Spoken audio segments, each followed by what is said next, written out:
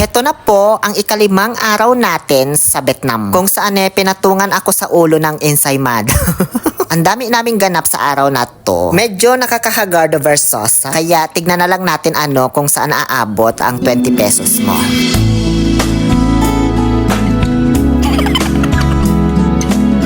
Alas 2:30 pa lang ng madaling araw, nag-check out na kami sa hotel dito sa Ho Chi Minh City kung saan nagstay kami ng 4 na araw at nagpunta na sa airport. Na ngayon ko lang napag-alaman na nagsasarado din pala ito Yes, sarado pa ba yung airport pagdating namin? Dito sa domestic flight lang naman nila ito. 5:30 yung flight namin patungong Da Nang, Vietnam via Hue. Isang syudad na katabi ng Da Nang, ganun. 2 hours away via car ba? Yes, hindi po kami direct flight to Da Nang kasi medyo pricey yung ticket. Kaya naghanap kami ng ibang airport na malapit sa Da Nang. At ito na nga iyon, lumipad na ang aming team patungong Hue, Vietnam. Pa-zombie mode na pala ako dyan, at wala pa akong tulog. Nag-ayos pa kasi ako ng gamit, kaya sabi ko sa aeroplano na lang ako matulog. Around 7 a.m., lumapag na ang aming team dito sa Hue, Vietnam. Phu Bai yung pangalan ng international airport na ito. Ang pogi ng driver na sumundo sa amin, si Mr. Tan. Provided na yan ng aming hotel na tutuluyan sa Da Nang. Marami din namang pasyalan dito, tapos nasa Da Nang itinerary din kasi namin ang Hue. Kaya mamasyal na muna kami dito bago dumiretso sa Da Nang. Para di na kami babalik pa kasi 2 hours din ang biyahe mula Hue to Da Nang. Nag-almusal muna kami bago gumala. Medyo nahirapan lang kami mag-order kasi di marunong mag-English mga tao dito. Maski si Mr. Tan hindi rin marunong. Buti na lang pogi siya kaya di ko maiwasang tumingin ba. Ang bait niya kasi guys, tapos ang gaan ng vibe. Para bang nararamdaman kong meron siyang beautiful soul, gano'n. First tourist destination namin dito sa Hue, Vietnam ay itong tinatawag na Imperial City or Imperial Palace, gano'n. At sinamahan pa talaga kami ni Mr. Tan hanggang sa loob. Kasi di ba usually yung mga driver matutulog na lang sa sasakyan. Tapos sumasabay din talaga siya sa aming kumain. Abangan nyo mamaya sa lunch, kasabay namin ulit siya. Sobrang lawak nitong Imperial Palace Halatang lumang-luma na yung mga infrastructure. Tapos bungad pa lang itong pinapakita ko sa inyo. Hindi pa ito yung sa loob mismo kapag nagbayad ka na ng ticket. Kaso ako, di na ako bumili para makapasok sa loob kasi sold naman na ako dito sa labas. May mga magagandang spot naman na pwedeng pagpapicturan dito May nakita nga akong papicturan na parang nasa Korea ka. Ayan diba? Maganda mag-pictorial dito, lalo na kapag nakasuot ka ng native dress nila. Kabilang pala itong Imperial Palace or Imperial City sa UNESCO World Heritage. Okay na to. Next destination, Hung Toi Suwana Incense Village. Ba't man kumikubot-kubot yung bibig ko? Oy, parang puwet ng manok man.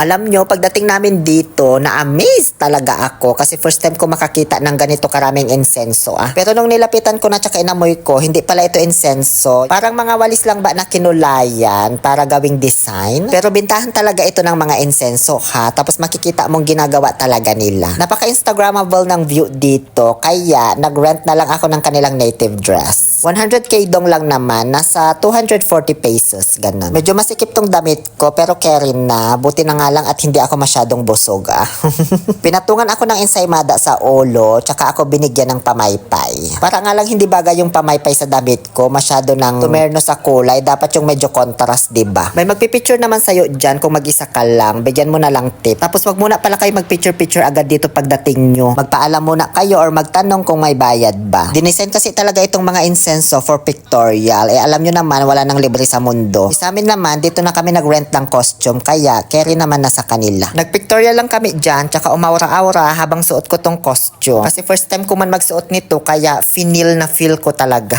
Pagkatapos namin sa Incense Village, dinala naman kami ni Mr. Tan dito sa isang seafood restaurant para mag-lunch. Alam nyo, pinupunasan niya pa talaga yung mga kutsara namin ng tissue bago niya iabot. Ayan Tapos sinandukan niya pa talaga kami ng kanin. Hindi lang talaga ako yung sinandukan niya dyan pinapakilig ko lang kayo kanina. At dahil nasa harapan ko siya, syempre, pasimple lang ako kumain. Kahit gutom na ako, baka man kasi isipin niya, sa laulang bakla ako So ayun, di ko na tuloy masyadong nginunguya yung kinakain ko Ay, nagtanggal na siya ng jacket B. Next destination, kay Dentom. Parang palasyo din to na luma, pero Tom yung tawag nila. 150k yung entrance, nasa 400 pesos din. Maganda Maganda naman yung view pag akyat mo sa taas. Talagang masasabi mong ancient infrastructure, ganon. Hindi to ganun kalawak, wala masyadong pasikot-sikot. Pag akyat mo, hanap ka lang ng magandang anggulo na pwede pagpapicturan. Parang 3 beses ka maghahagdan dito, ganon. Tapos dulo na. Which is mas gusto ko kasi hindi na ako nahirapang mag-vlog.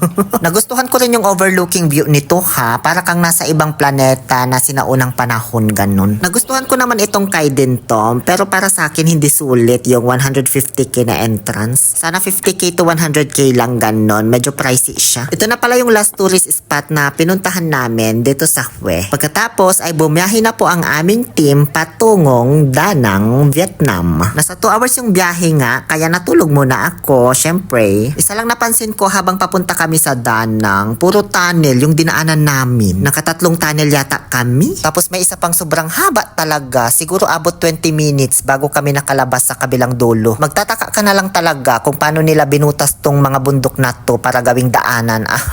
After 2 hours ng biyahe, ayan na po, touchdown Da Nang, Vietnam. Paggabi na, nung nakapag-check-in kami dito sa Daya Hotel. Di ko na nabidyohan si Mr. Tan nung paalis kasi naaligaga na ako sa pagbaba ng mga gamit. Pero sobrang bait niya talaga, guys. May God bless him so much. Kinagabihan, nagpunta kami dito sa may Da Nang Bridge para manood ng Dragon Fire Show. Walking distance lang naman ito from our hotel. Ang dami ding nagpapapicture dito sa park nila. Ayan pala yung tinatawag nilang Dragon Bridge dito sa Da Nang. Nandito ako sa may bandang Bontot. Ang ganda din niya, nagbabago-bago yung kulay. Tapos every weekend, nagbubuga daw yan ng apoy tuwing alas 9 ng gabi. At yan po yung inaantay namin ngayon. At ayan na nga, nagbuga-bugaan na siya ng apoy. Medyo malayo lang yung kuha ko pero carry na yan. Oy, matagal-tagal din natapos yung pagbuga niya ng apoy ha. Pagkatapos ay nagbuga naman siya ng tubig.